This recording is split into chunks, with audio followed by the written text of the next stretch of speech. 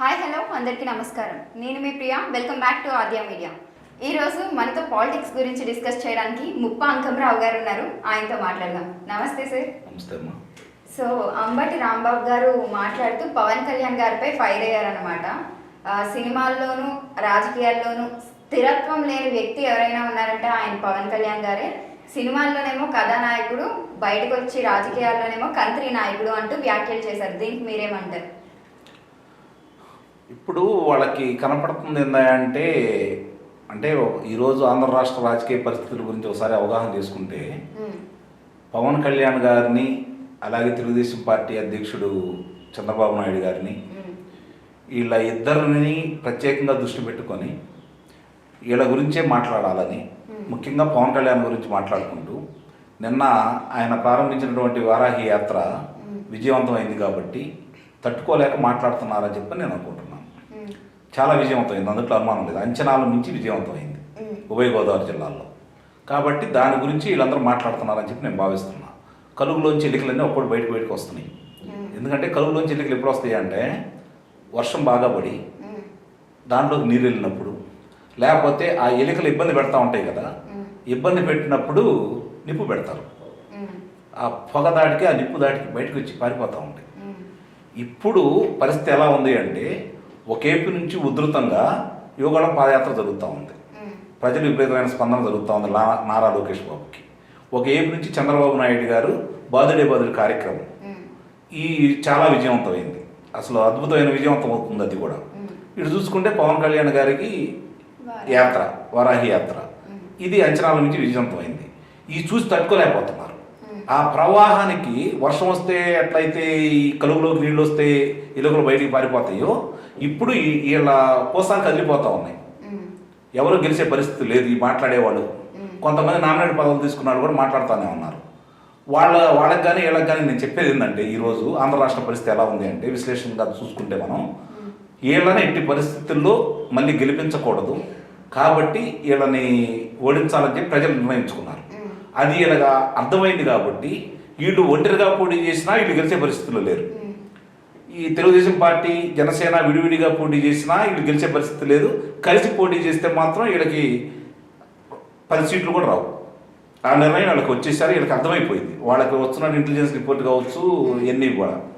కాబట్టి దీన్ని దృష్టిలో పెట్టుకుని వాళ్ళు ఎక్కడ వీళ్ళు కలిసిపోతారో, దీనివల్ల మాకు ఎలా ఇంకెంత ముప్పు వస్తుందో, వాళ్ళ రాజకీయం అని కూడా ఏందో అర్థం కాక వాళ్ళు ఇలా మాట్లాడుతూ ఉన్నారు. చంద్రబాబు నాయుడు గారికి డబ్బింగ్ చెప్పే స్టేజ్కి దిగజారిపోయాడు అన్నారు. దీనికి ఏమంటారు? అదేనమ్మా నేను చెప్పేది. ఇప్పుడు వాళ్ళని వ్యక్తిత్వ హననం చేస్తేనే కదా.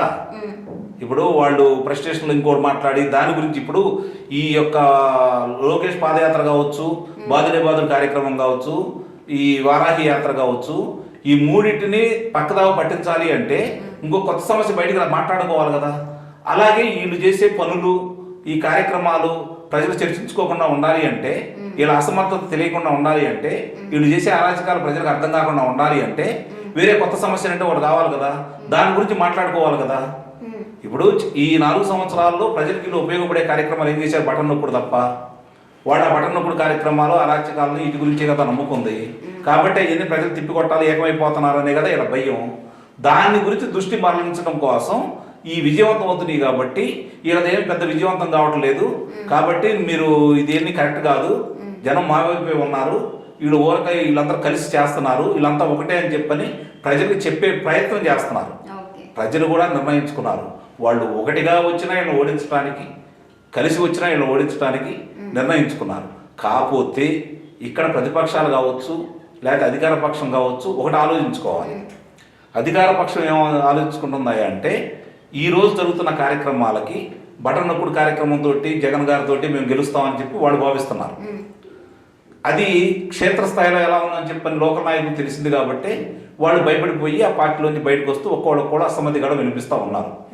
తెలుగుదేశం పార్టీ కావచ్చు, జనసేన కానీ కావచ్చు, ఇప్పుడు వాళ్ళు ఆలోచించుకోవాల్సింది ఏముందంటే వీళ్ళు మాట్లాడేదానికి మీకు ప్రతిస్పందన కంటే కూడా వాళ్ళ వైఫల్యాలను జనాలను ఎండగట్టే కార్యక్రమం కనుక మీరు ఇంకా బాగా పూర్తి చేస్తే, వీళ్ళ గురించి పట్టించుకోకుండా ఉంటే ఇంకెక్కువ ప్రయోజనం ఉంటుందని చెప్పి నేనుగా భావిస్తున్నాను.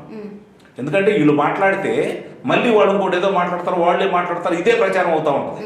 అలా కాకుండా ఇలా వైఫల్యాలను ఇప్పుడు ఎండగడుతున్నారు కాబట్టి వాడు ఒక కార్యక్రమం నిర్వహించుకున్నారు కాబట్టి ఆ కార్యక్రమం మీద దృష్టి పెట్టుకొని దాన్నే దృష్టితో చూసుకుంటూ అది విజయవంతం బాగా అవుతుంది కాబట్టి ఇంకా జనంలో తీసుకెళ్లే కార్యక్రమాలు చేస్తే బాగుంటుంది అనేది కూడా నా అభిప్రాయం. వాళ్ళు కావాలని చేస్తున్నారు, ఇది వాళ్ళ మాయలో పడొద్దని చెప్పి నేను కోరుకుంటున్నాను. ఆయన ఆలోచించే విధంగా ఇంకొక కొత్త పాయింట్ కూడా మాట్లాడారు. ఎన్నికలప్పుడు మాత్రమే వీళ్ళకి ఏపీ గుర్తొస్తుంది, ఎన్నికలప్పుడేమో చలో ఏపీ, ఎన్నికలు అయిపోయాక చలో హైదరాబాద్ అంటారు అన్నారు. కరెక్ట్ అన్నమ్మా. ముఖ్యమంత్రిగా ఉన్నటువంటి చంద్రబాబు నాయుడు గారు హుదూద్ తుఫాన్ వచ్చినప్పుడు ఆ కార్యక్రమాలు పూర్తయ్యేంత వరకు మళ్ళీ విశాఖపట్నంలో ప్రజలందరూ కూడా వాళ్ళ నిత్య కార్యక్రమాలు పూర్తి చేసుకునే విధంగా వాళ్ళు అన్ని కార్యక్రమాలు చేసుకోవడానికి అనువైన వాతావరణాన్ని పూర్తి చేసిన తర్వాతే ఆయన అక్కడి నుంచి రావడం జరిగింది. అంటే ఒక సమస్య వచ్చినప్పుడు ప్రజల్లో ఉన్నాడు. నిన్నగాక మొన్న ఉభయ గోదావరి జిల్లాల్లో మరి వరదలు వచ్చినప్పుడు చంద్రబాబు నాయుడు గారు వెళ్ళి తిరిగారు, మీరు తిరగట్లేదు. బటన్ నొక్కుడికే బయటకు వస్తున్నాడు తప్ప మరి మీ నాయకుడు ముఖ్యమంత్రి గారు ప్రజల్లోకి రావట్లేదు కదా. కాబట్టి ప్రజలు ఏమనుకుంటున్నారు మీకు అర్థమైపోయింది కాబట్టి మీరు మాట్లాడుతున్నారు. ఆయన మీరు 2019 ఎన్నికల్లో గెలిచేంత వరకు మీరు ఎక్కడున్నారు? ఎప్పుడు ఇల్లు కట్టుకున్నారు? ఇక్కడ లేదు కదా. మరి ఆ రోజు మాట్లాడలేదు కదా మీరు, మా నాయకుడు అక్కడ ఉన్నారు మాకు ఓటేద్దని మీరు చెప్పలేదు కదా. మరి ఆ రోజు ఎందుకు మాట్లాడారు? మా నాయకుడు ఇక్కడికే వస్తాడు, ఇక్కడే ఉంటున్నాడు, ఇల్లు కట్టుకున్నాడు, అమరావతి పూర్తి చేస్తామని చెప్పని మేనిఫెస్టోలో చెప్పడం జరిగింది, బహిరంగ సభలో చెప్పడం జరిగింది, మీరందరూ ప్రచారం చేయడం కూడా జరిగింది. మరి ఈరోజు ఏమైనాయి అంటే మీ మాటల మీద నిలకడలేదు కదా. కాబట్టి ఇవన్నీ జనం వాళ్ళు ఎత్తి చూపుతున్నారు కాబట్టి, ప్రజలకి వాళ్ళు వివరంగా చెబుతున్నారు కాబట్టి భయం పుట్టి ఈరోజు మీరు మాట్లాడుతున్నారు ఇవన్నీ చెప్పి మేము భావిస్తున్నాం. సో ఈ క్రమంలో అసలు ఎవరు ఎన్నికల్లో అధికారంలోకి వస్తే బాగుంటుందని మీరు అనుకుంటున్నారు? ప్రజలందరూ ముక్త కంఠంతో ఈరోజు మళ్ళీ అనుభవాన్ని దృష్టిలో పెట్టుకొని, గతంలో చేసిన పాలనను దృష్టిలో పెట్టుకొని, గతంలో జరిగినటువంటి పరిశ్రమల యొక్క స్థాపనను దృష్టిలో పెట్టుకొని, ఉద్యోగ కల్పన దృష్టిలో పెట్టుకొని మళ్ళీ తెలుగుదేశం పార్టీకి పట్టం కట్టాలని 72 సంవత్సరాల చంద్రబాబు నాయుడు గారిని విపరీతంగా ఆదరిస్తూ అభిమానిస్తూ ఆయన సభలకి విజయవంతం చేసుకుంటూ వెల్లువలా ప్రజలు వస్తున్నారు అంటే నిస్సందేహంగా మళ్ళీ తెలుగుదేశం పార్టీని పట్టం కట్టాలని చెప్పి నిర్ణయానికి వస్తారు. అందుట్లో ఎలాంటి సందేహం కూడా లేదు.